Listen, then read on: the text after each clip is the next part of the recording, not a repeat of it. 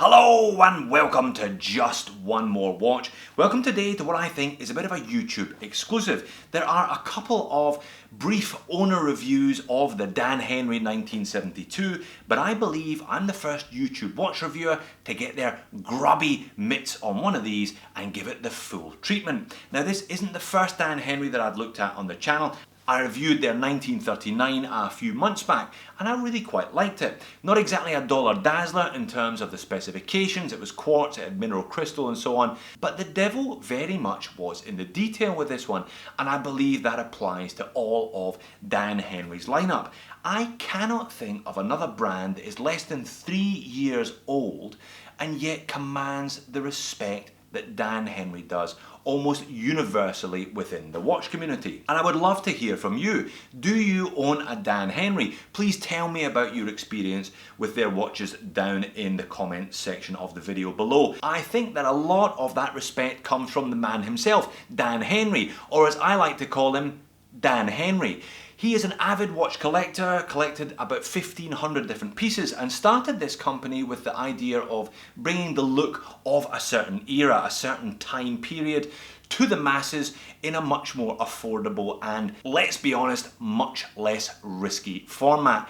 I do not do vintage watches on this channel, and I really don't do vintage watches in my own collection. It is a bloody minefield if you don't know what you're doing, and a very expensive minefield if you get things wrong. So I really see the appeal in capturing the essence of watches from years gone by, but with the convenience and security that comes with a modern movement and a warranty. Now, having said all of that, this 1972 is a little bit different. It is pretty much a direct homage, but an homage of what?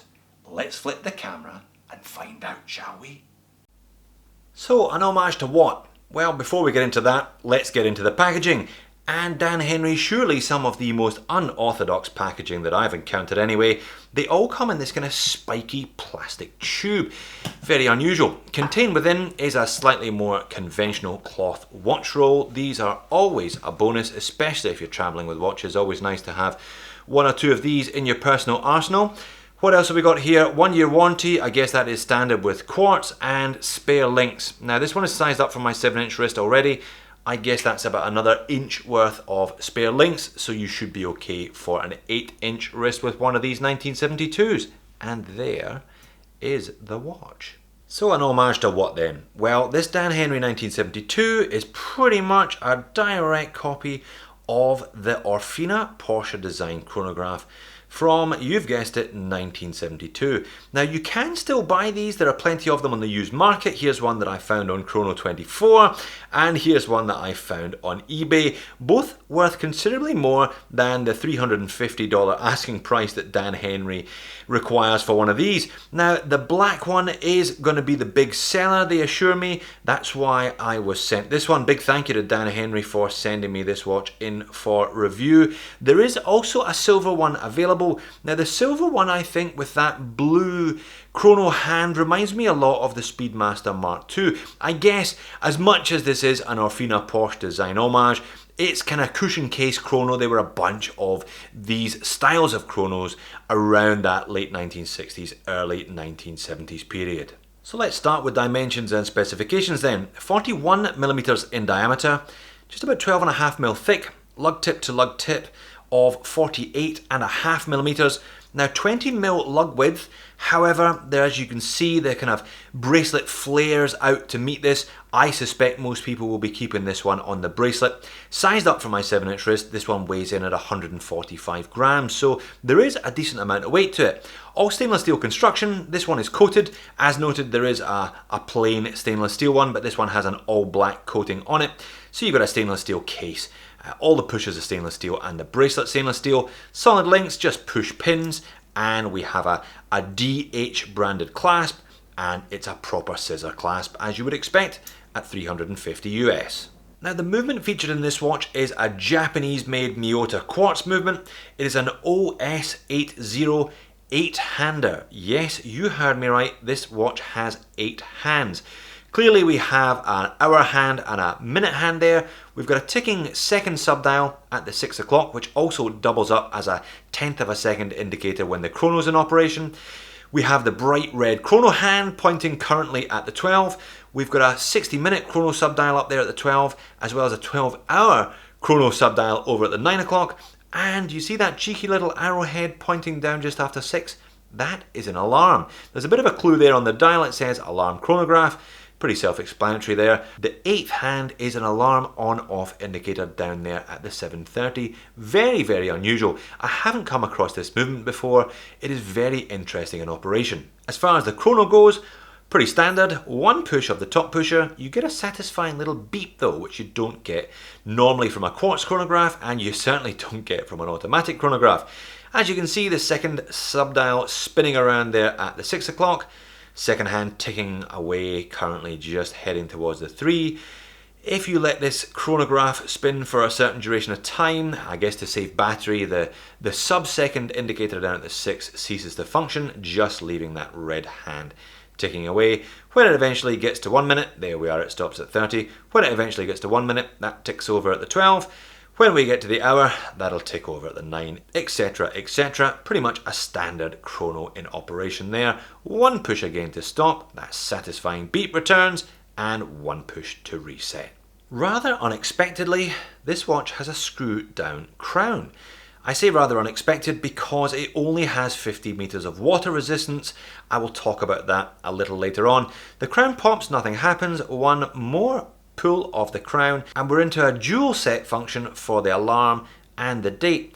Spin it one way and the alarm moves. What I'll do, I'll set it to just beyond the current time and we'll see if we can get it working. Spin it forward for the alarm, spin it backwards and it sets the date. One more pull of the crown and we have a standard adjustment of time.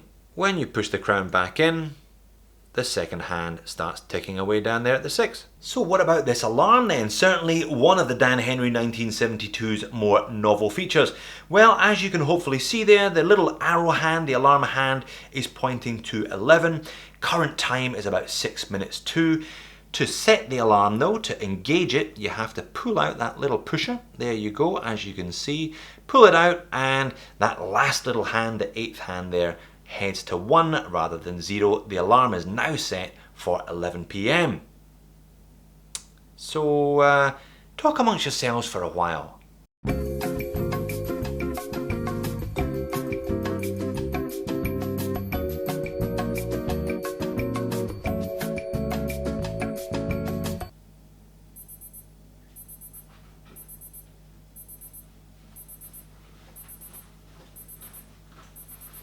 And there it goes. Excuse me, I was just having a little bit of light supper there. A rather familiar digital beep there, arriving just about on time. A decidedly useful feature that you don't often find in a chronograph of this type. It should be noted that the alarm will repeat at couple of minute intervals until you switch it off. Having another zoom in on that 8-handed dial, plain matte black printed dial, just alarm chronograph Dan Henry. Little date window just cut out, no frame on that one at the 3 o'clock. And we've got that tachymeter on the inner chapter ring there as well. I do like the off color of the hands and the indices, kind of faux patina on there, kind of yellowy brown color. And it's a sandwich dial. Perhaps you already spotted it, but the hour markers are recessed, as are the markers on the subdial at the 9 o'clock there, adding to the visual appeal. And I should definitely show you the case back, another one of this watch's unusual novel features. Screw down, stainless steel, advertising sapphire crystal, Dan Henry. We have got a limited edition, this one is 45 of 1972, alarm chrono and 50 meters of water resistance. And that, in the middle, loud and proud, is a nicely embossed Ducati with the number 72 on the fairing. I guess another tie-in to the year, a Ducati of the period, though slightly out of place if I'm being honest. Now getting it on wrist, and I must say it does wear very nicely indeed. sits flush on my 7-inch wrist, carries its weight well, feels solid but not heavy at any point, and that compact lug to lug of about 48 nicely integrated bracelet means that it looks good and wears well. This one is definitely going to suit the majority of wrist sizes because of that compact lug to lug. It's a 41mm in diameter and it does pretty much wear somewhere between a 40 and a 42, perhaps unsurprisingly. And zoomed out for perspective, the black coating looks very good there against my wrist. I do like this style. Not only does it replicate the look of the original Affina Porsche design, but it adds a kind of stealthy, tooly effect to the watch overall. Now, taking it outside, sapphire crystal, as mentioned, is a good thing. It does claim that there's some anti-reflective coating on the other side, but perhaps there could be a little more anti-reflective coating on the underside. As you can see, it is a bit glary in Sydney's bright light conditions. But it does wear very nicely as noted, in spite of the lack of curvature from the mid case itself. So wears sweetly then, but I do have a few moans and niggles. I do have a couple of gripes I would love to see Dan Henry iron out if they ever do make another 1972 pieces. 50 meters of water resistance. I'm not quite sure why it's got a screw down crown, but they haven't been able to get 100 meters of water resistance out of it. I know chronos aren't really meant to go underwater. It's certainly not a diver, but I think that having only 50 as opposed to 100 does dent its Thule credentials somewhat, as does the loom. Now, I'm a big fan of the old radium style, that kind of vintage loom, but the loom on those hands and indices is a little bit rough, kind of painted on, not all that evenly, and it doesn't last as long as I would like it to. And the bracelet, it wears nicely, solid links, solid end links, clasp is okay, fairly unobtrusive, but the coating on it, on this black model, doesn't extend all the way around the links. You can see the kind of golden undercoat there as well. And in spite of minimal use, I have managed to get a couple of little nicks on this one already. I think you're gonna have to be really, really careful with the finish on this bracelet. Again, somewhat at odds with this watch's Thule credentials. So $350 is certainly a lot less money than trying to pick up an original Affina Porsche design chronograph, the watch that Tom Cruise wore in Top Gun. And you're getting an interesting alternative to a regular tool watch such as a diver and so on. However, it is not without a couple of niggles, this one. I could do with more undercoating, I could do with an extra 50 meters, and for me, I would have liked a little more durable coating on this black one. Perhaps the stainless steel one is therefore the one to go for, even though it doesn't look quite like the original. So there you have it, the Dan Henry 1972. If you fancy wearing the watch that Tom Cruise wore in Top Gun but at a much more affordable price point, then perhaps this one is for you. Again, not necessarily a dollar dazzler. Certainly it's got sapphire crystal, all stainless steel. This one's coated and it comes with an alarm. Very interesting Miyota movement, but it's quartz and it's $350. And I know that that isn't going to suit a lot of people. But it's a damn sight more affordable than the Affina Porsche design chronograph that it replicates the look of, and it provides, I think, a really interesting alternative to divers and similar as a tool watch.